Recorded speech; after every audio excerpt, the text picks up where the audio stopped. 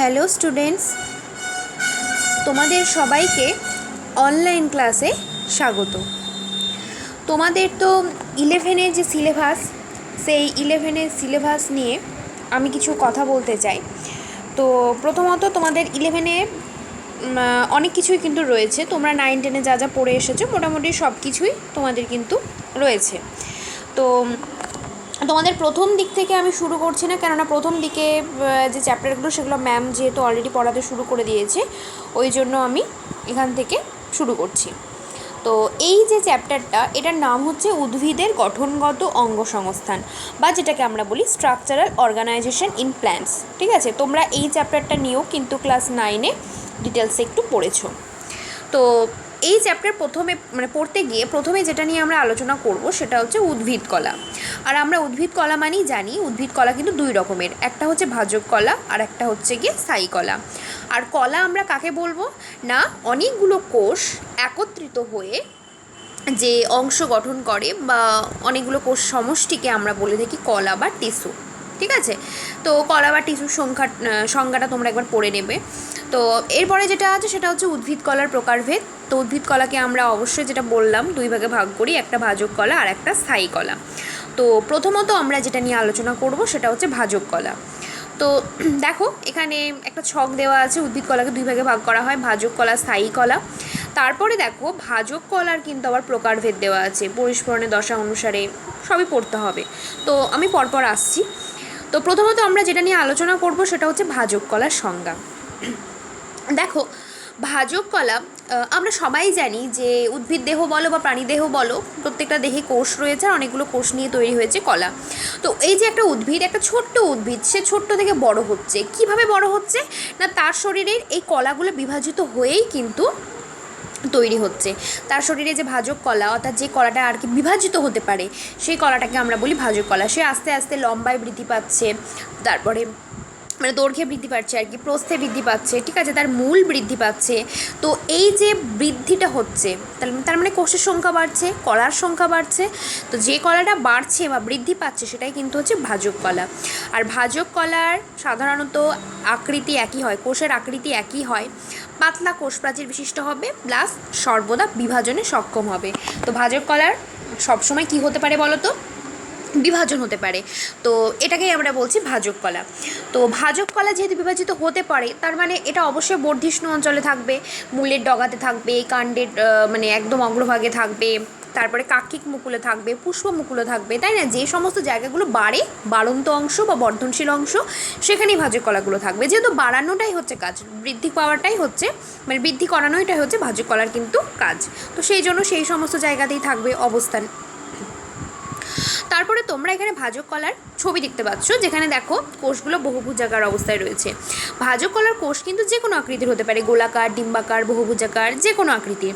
এবং কোষগুলো অবশ্যই, কোষের মধ্যে কিন্তু সাইটোপ্লাজম থাকবে এবং প্রত্যেকটা কোষে থাকবে এক একটা করে নিউক্লিয়াস। ঠিক আছে, এবং কোষগুলো সবসময় কী হবে বলো তো, বিভাজনে সক্ষম হবে। ক্লিয়ার? তো এখানে যেহেতু ভাজক কলা বিভাজন করতে পারে, ওই জন্য সজীব। তো এই কলার মধ্যে কোনো রকম বা কোষের মধ্যে কোনো রকম কোষান্তর রন্ধ্র থাকবে না। কোনো রকম, দেখো তোমরা তো ছবিটা দেখতেই পাচ্ছ, মাঝে কিন্তু কোনো রকম রন্ধ্র কিন্তু উপস্থিত নেই। তো আমরা বলতে পারি যে ভাজক কলার মধ্যে বা কোষের মধ্যে কোনো রকম কোষান্তর রন্ধ্র কিন্তু থাকে না। ঠিক আছে, নর্মাল একটা কোষ, নর্মাল কলা, যার মধ্যে কোষগুলো নর্মালভাবে কিন্তু অবস্থান করে। তো তোমরা ভাজক কলার বৈশিষ্ট্যগুলো কিন্তু পড়ে রাখবে। তারপরে আমরা যেটা নিয়ে আলোচনা করব সেটা হচ্ছে ভাজক কলার শ্রেণীবিভাগ। ভাজক কলার শ্রেণীবিভাগ দেখো এখানে অনেকগুলো দেওয়া আছে।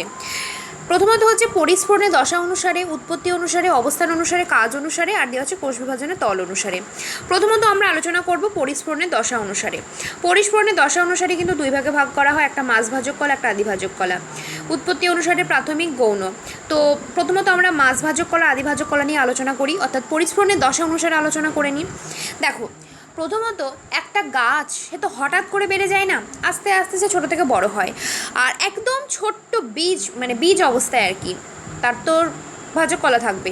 তো একদম ভ্রূণ অবস্থায়, যেটাকে আমরা বলি একদম পরিস্ফুরণের একদম পূর্ব দশায় বা ভ্রূণ অবস্থায় প্রথম যে ভাজক কলাটা অবস্থান করবে, বুঝতেই পারছো, সেটাই হচ্ছে কিন্তু মাছ ভাজক কলা বা মাছ মেরিস্টেম। অর্থাৎ এই প্রকার ভাজক কলাটা একদম ভ্রূণ অবস্থায় থাকে, ঠিক আছে, মানে ভ্রূণ অবস্থায় তার মধ্যে গাছের মধ্যে অবস্থান করে, সেটা হচ্ছে মাছ ভাজক কলা। এইবার গাছটা আস্তে আস্তে কী হচ্ছে, মূল তৈরি হচ্ছে, কাণ্ড তৈরি হচ্ছে, সেই অবস্থায় যে ভাজক কলাটা তৈরি হবে, অর্থাৎ এবার মাছ ভাজক কলাটা আস্তে আস্তে বৃদ্ধি পাচ্ছে, বৃদ্ধি পেয়ে যে ভাজক কলাটা তৈরি করবে সেটাকে আমরা বলি কি আদি ভাজক কলা। তাহলে ভ্রূণের মধ্যে ছিল কি না মাছ ভাজক কলা, এবার ভ্রূণটা যখন আস্তে আস্তে বড় হচ্ছে, কাণ্ড তৈরি হচ্ছে, মূল তৈরি হচ্ছে, তখন কিন্তু যে ভাজক কলাটা এবার অবস্থান করছে সেটা কিন্তু আদি ভাজক কলা। তার মানে আদি ভাজক কলাটা কোথা থেকে তৈরি হচ্ছে, মাছ ভাজক কলা থেকে তৈরি হচ্ছে। ক্লিয়ার? তাহলে পরিস্ফুরণের দশা অনুসারে আমরা বুঝে গেলাম। এরপরে আমরা জানবো উৎপত্তি অনুসারে। উৎপত্তি অনুসারে আমরা দুই ভাগে ভাগ করি, একটা প্রাথমিক আর একটা হচ্ছে গৌণ। তো এবারে দেখো প্রাথমিক গৌণ পরপর স্টেপ অনুযায়ী এসো, তাহলে বুঝতে পারবে। আদি ভাজক কলা কিন্তু তৈরি হয়ে গেল, এবারে আদি ভাজক কলা থেকে যেটা তৈরি হবে সেটাই কিন্তু প্রাথমিক ভাজক কলা।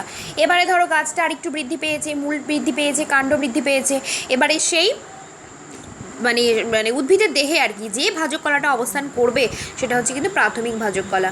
অর্থাৎ আদি ভাজক কলা থেকে যে কলাটা সৃষ্টি হবে সেটাই কিন্তু প্রাথমিক ভাজক কলা। এবং শুধু তাই না, প্রাথমিক দেহ তৈরি তো করবেই, পরবর্তীকালে সেখান থেকে স্থায়ী কলাও সৃষ্টি হয়। আমরা জানি ভাজক কলা থেকে স্থায়ী কলা সৃষ্টি হয়, ওই জন্য আদি ভাজক কলা থেকে যে ভাজক কলা সৃষ্টি হবে সেটা হচ্ছে প্রাথমিক ভাজক কলা, এবং প্রাথমিক ভাজক কলা মানে আস্তে আস্তে সেটা স্থায়ী কলায় রূপান্তরিত হয়ে যাবে। তো প্রাথমিক ভাজক কলা উদ্ভিদের মূল, কাণ্ড, পাতা সব জায়গাতেই থাকবে, যেহেতু প্রাথমিক ভাজক কলা একমাত্র কলা যে দ্রুত হারে কিন্তু কাণ্ডের বৃদ্ধি ঘটাবে, পাতার বৃদ্ধি ঘটাবে, মূলের বৃদ্ধি ঘটাবে। ক্লিয়ার? তাহলে তোমাদের পড়তে হবে কি প্রাথমিক ভাজক কলা কাকে বলে আর এর অবস্থানটা কোথায়।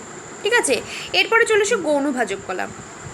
গৌণ ভাজক কলা তার মানে কোথা থেকে তৈরি হবে, অবশ্যই প্রাথমিক ভাজক কলা তৈরি হয়ে গেল, স্থায়ী কলা প্রাথমিক ভাজক কলা থেকে স্থায়ী কলা তৈরি হয়ে গেল, প্রাথমিক স্থায়ী কলা। তাহলে গৌণ ভাজক কলা কোথা থেকে তৈরি হবে, নিশ্চয়ই প্রাথমিক স্থায়ী কলা থেকে তৈরি হবে। তাহলে এবার প্রাথমিক স্থায়ী কলা থেকে যে কলা তৈরি হবে সেটাকে বলা হচ্ছে কি গৌণ ভাজক কলা।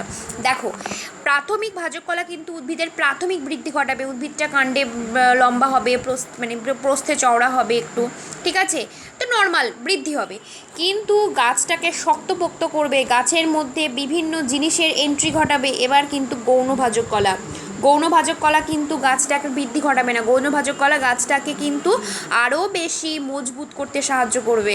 তো গৌণ ভাজক কলার উদাহরণ কিন্তু অনেক কিছু রয়েছে, যেমন দেখো কর্ক ক্যাম্বিয়াম বা ফেলোজেন, যেটা থাকলে গাছের কাণ্ডটা শক্ত হবে। ইন্টারফ্যাসিকুলার ক্যাম্বিয়াম রয়েছে, ভাস্কুলার ক্যাম্বিয়াম রয়েছে।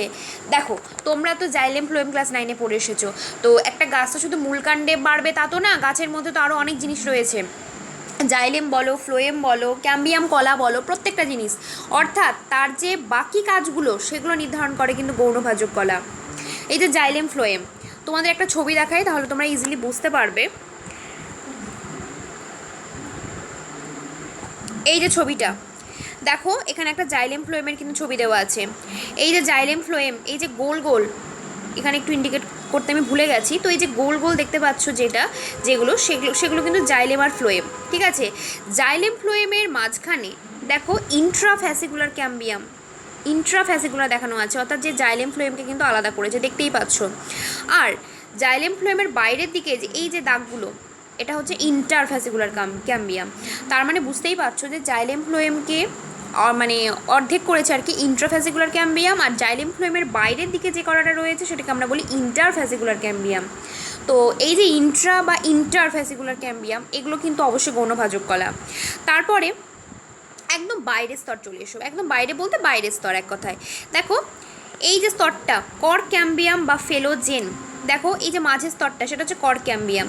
কর্ক ক্যাম্বিয়াম বিভাজিত হতে পারে, বিভাজিত হয়ে কী করে, বাইরের দিকে তৈরি করে একটা স্তর, ভেতরের দিকে তৈরি করে আর একটা স্তর। তো বাইরের দিকে স্তরটাকে আমরা বলবো ফেলেম, আর ভেতরের দিকে স্তরটাকে আমরা বলবো কি ফেলোডার্ম। অর্থাৎ এই যে বাইরের স্তরটা তোমরা দেখতেই পাচ্ছ পুরু হয়ে তৈরি হচ্ছে, এই বাইরের স্তরটাও কিন্তু সাধারণত গৌণ ভাজক কলার অন্তর্গত। ক্লিয়ার? তার মানে এই যে আজকে যদি কর্ক ক্যাম্বিয়াম, ফেলেম, ফেলোডার্ম এই স্তরগুলো থাকে, আজকে যদি জাইলেম ফ্লোয়েম অংশগুলো থাকে বা ইন্ট্রা বা ইন্টারফ্যাসিকুলার ক্যাম্বিয়ামগুলো থাকে, তাহলে কী হবে, গাছের কাণ্ডটা কিন্তু যথেষ্টই মজবুত হবে, যে কোনো গাছের কাণ্ড বলো বা মূল বলো, ঠিক আছে। তো এগুলোই হচ্ছে কিন্তু গৌণ ভাজক কলার অংশ। দেখো তোমরা গৌণভাজক কলা পড়তে গিয়ে অবস্থান, কাণ্ডের পরিধি আমি দেখালাম, এই যে কর্ড ক্যাম্বিয়াম বলো, ফেলোজেন, ফেলোডার্ম, এগুলো কিন্তু সব কাণ্ডের পরিধির দিকে রয়েছে। আর দুটি নালিকা বান্ডিলের মাঝে, মানে এই যে আমি ইন্ট্রা দেখালাম বা ইন্টার দেখালাম ফ্যাসিকুলার ক্যাম্বিয়াম, এটাও কিন্তু গৌণভাজক কলা। তার মানে বুঝতেই পারছো গৌণভাজক কলা কোথায় অবস্থান করে। আর গৌণভাজক কলার উদাহরণ দিলে তোমাদেরকে বলতে হবে কর্ড ক্যাম্বিয়াম বা ফেলোজেন। আমি ছবিতে দেখিয়ে দিয়েছি কোনটা কর্ড ক্যাম্বিয়াম বা ফেলোজেন বোঝাচ্ছে। ইন্টার ফ্যাসিকুলার ক্যাম্বিয়াম আমি দেখিয়ে দিয়েছি, আর ইন্ট্রা ফ্যাসিকুলার ক্যাম্বিয়াম এটাও দেখিয়ে দিয়েছি, যার ভেতরের দিকে অবস্থান করেছে গৌণজাইলেম আর বাইরের দিকে অবস্থান করেছে কিন্তু গৌণ ফ্লোয়েম। ভাস্কুলার ক্যাম্বিয়াম অর্থাৎ জাইলেম ফ্লোয়েমটা যে ক্যাম্বিয়াম কলা দিয়ে তৈরি, সেটাকে ভাস্কুলার ক্যাম্বিয়াম বলা হচ্ছে, কেননা ভাস্কুলার ক্যাম্বিয়াম মানে জাইলেম ফ্লোয়েম বোঝাচ্ছে। ক্ষত বা উন্ড ক্যাম্বিয়াম, ক্ষত বা উন্ড ক্যাম্বিয়াম মানে গাছের যদি কোনো জায়গায় ক্ষত সৃষ্টি হয় তাহলে যে ক্যাম্বিয়াম কলাটা তার ক্ষত পূরণ করবে সেটা। আর হচ্ছে সহযোগী ক্যাম্বিয়াম, যে কোনো ক্ষেত্রে গাছের বিভিন্ন কোষ বা কলাকে সহযোগী প্রদান করবে, সেটাই কিন্তু হচ্ছে সহযোগী ক্যাম্বিয়াম।